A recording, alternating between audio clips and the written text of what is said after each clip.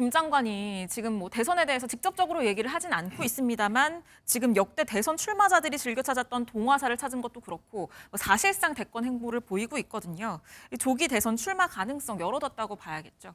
뭐 상당히 열려 있는 것 같습니다. 그러지 않고서는 뭐 고용노동부 장관의 직계에 있으면서 굳이 대구를 찾고 뭐또 동화사 많은 정치인들이 찾는 핫한 플레이스죠. 핫플레이스를 굳이 갈 필요가 없는 것이죠. 근데 김문수 장관도 준비를 하겠죠. 왜냐하면은 정치라는 것은 앞을 뭐 예단할 수 없는 것이기 때문에 여차하면 나가는 거거든요. 또 본인에게 모이고 있는 이 지지를 국민들의 민심을 또 거부할 수만은 없는 것이 정치인의 숙명입니다.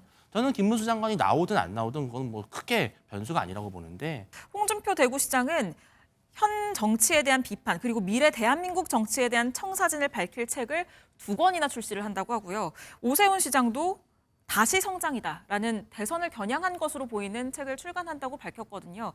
이 두 사람의 책 출간은 어떻게 보셨나요? 정치인들이 출마 선언을 하기 전에 꼭 하는 세레머니 같은 것이 네. 출판입니다. 그러니까 이 출판을 통해서 여러 가지 행사를 기획을 할 수 있고 이 출판을 계기로 해가지고 다른 당내 세력과의 어떤 합종 연행을 어떤 계획을 할 수도 있는 것입니다. 그리고 또 그 도서 안에 담겨 있는 어떤 비전과 계획에 대해서 본인이 여러 가지 형태를 통해서 홍보를 할 수 있는 기회가 되기 때문에 혹시 뭐 조기 대선 출마 검토하시거나 그러실까요? 전혀 뭐 검토하거나 생각하거나 없고요. 현재는 조기 대선 요인이 있는지 없는지 뭐 가능성으로서는 존재하겠지만 현실적으로는 아직 뭐 단정할 수 없지요.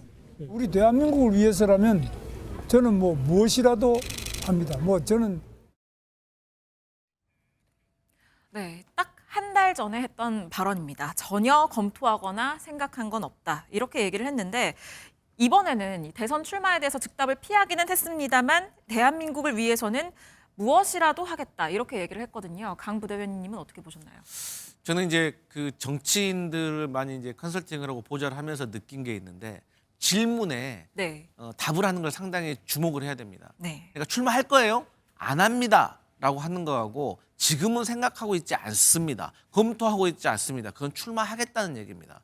그리고 최근에 김문수 장관이 저렇게 철봉에 매달려가지고 이렇게 턱걸이를 하는 모습을 보여줬지 않습니까? 네. 저것은 아주 긍정적이고 제가 봐서 전략적으로 저건 구성을 한 것이다. 네. 왜냐하면 가장 노령의 후보가 될 수가 있거든요. 네. 그런데 저렇게 젊은 사람도 하기 어려운 턱걸이를 6개씩이나 하는 걸 보면은 저는 아주 신선하게 다른 자연스러운 접근을 하고 있다라고 보고 있습니다. 네. 그런데 이제 문제는 이겁니다.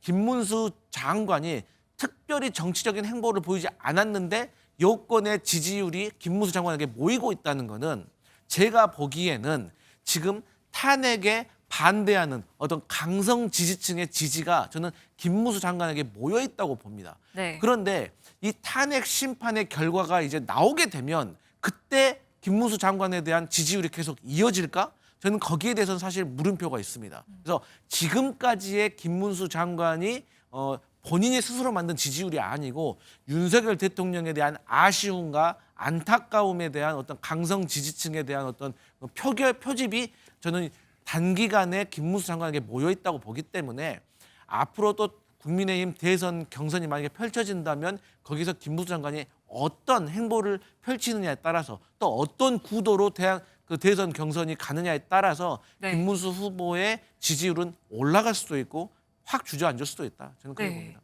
조금 전에 단기간에 지지가 모였다 이렇게 얘기를 하셨는데 또 유승민 전 의원은 좀 다르게 보고 있는 것 같아요. 저희 MBN 정훈갑의 집중 분석에 출연해서 김문수 장관이 나에게는 가장 버거운 상대다 이렇게 얘기를 했거든요. 이 발언 듣고 이어가겠습니다.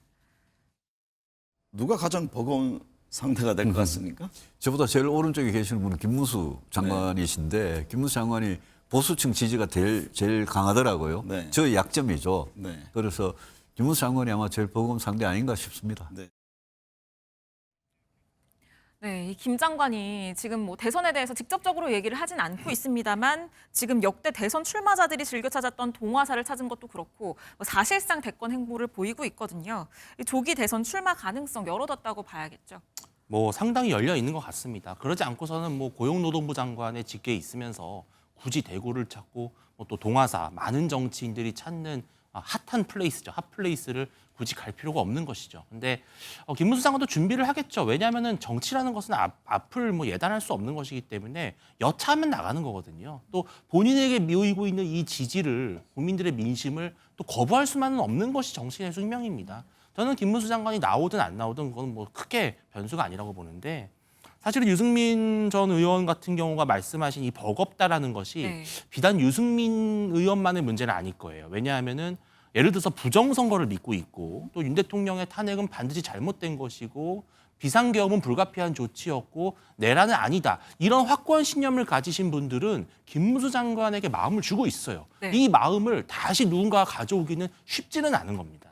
아무리 선거가. 그래서 저는 근데 아무래도 보수 지지층은 그래도 이길 수 있는 후보, 그러니까 이재명 대표를 꺾을 수 있는 확장성과 안정감과 리더십을 가진 후보를 결국은 찾겠지만 김문수 장관으로 모였던 표심을 잘 어떻게 보면 넘겨줘야 되거든요. 네. 예, 인수인계를 잘 해줘야 되는데 그때 아마 김문수 장관의 어떤 입장과 메시지가 매우 중요할 겁니다. 예를 들어서 어떤 특정 후보가 됐을 때 이 사람에게 김 장관이 마음을 온전히 실어줘야 되거든요. 저는 그런 역할에 있어서는 유승민 의원이 말씀하신 대로 버겁다라는 것은 물론 버겁다라는 표현 이해는 저는 상당히 좀 의미가 있고 영향력이 있을 것이다. 또 누가 김문수 장관의 마음을 얻느냐가 되게 중요할 것이다. 저는 네. 그렇게 진단하고 있습니다. 네, 지금 어제 여론조사 결과를 보면 지금 여권 내에서는 1위, 2위 주자들이 굉장히 지금 광폭 행보를 보이고 있는 것으로 보여집니다. 그래서일까요? 3, 4위 그리고 명태균 특검과 관련해서 지금 엮여 있는 홍준표, 오세훈 시장 이 두 사람도 책을 내겠다 이렇게 출간 소식을 전하기도 했습니다. 홍준표 대구시장은 현 정치에 대한 비판 그리고 미래 대한민국 정치에 대한 청사진을 밝힐 책을 2권이나 출시를 한다고 하고요.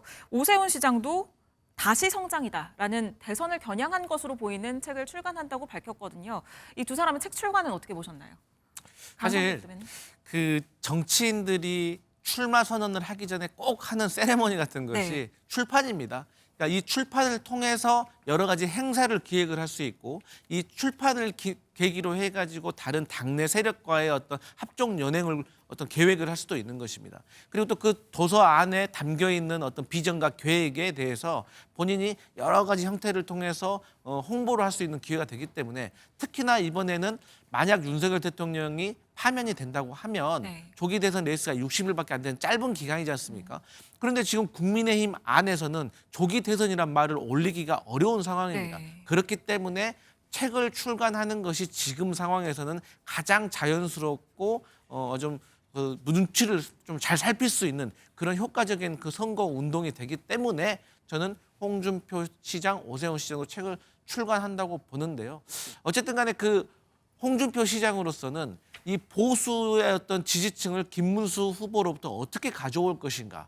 그리고 또 오세훈 시장으로서는 어쨌든 탄핵에 찬성하는 듯한 그리고 비상계엄이 잘못됐다라고 하는 이 중도의 이미지를 또 어떻게 더 잘 살리고 한동훈 전 대표의 표까지 어떻게 흡수하느냐. 저는 이 두 분은 각자의 고민이 있다고 생각합니다. 네, 윤주진 의원님은 어떻게 보시나요? 지금 조기 대선이 열릴지도 확실시되지 않는 상황이거든요. 그런데 여권에서 이렇게 조기 대선을 준비하는 듯한 모습. 한동훈 전 대표는 조기 대선을 겨냥해서 책을 준비한 게 맞는 것 같습니다. 네. 그러니까 당대표직을 사퇴한 이후에 한 2달 동안의 시간 동안 이제 한 것인데 네. 제가 알기로는 홍준표 시장이나 오세훈 시장은 책 출간은 좀 오래전부터 준비를 해왔어요. 그러니까 네. 이것이 뭐 꼭 조기 대선을 겨냥했던 포석은 아닌데 마침 한동훈 전 대표가 책을 내다 보니까 이게 좀 시기적으로 겹친 그런 부분이 있는 것 같은데 이 책의 좀 컨셉을 보면 한동훈 대표는 일단은 비상계엄을 주제로 책을 썼잖아요. 네. 그러니까 본인이 비상계엄을 저지했던 뭐랄까요, 좀 윤석열 대통령과 대척점에 섰던 그러한 트레이드 마크 이런 것들을 좀 가져가려고 하는 것 같고 홍준표 시장은 뭐 워낙 페이스북도 좀 자주 하시고 소통형 정치인이다 보니까 직설에 가까운 그러한 책을 좀 냈다면 또 오세훈 서울시장 같은 경우는 본인이 서울시장으로 재직하면서 느꼈던 여러 가지 문제점들 경험을 바탕으로 해서 어떤 기업을 어떻게 살려야 할지 경제를 어떻게 살려야 할지, 어떻게 국정 운영할지 이런 비전을 담았다고 하는데요. 각자가 본인이 강조하고 싶은 부분을 조금 책을 통해서 반영한 게 아닌가 이렇게 또 해석할 수 있을 것 같습니다.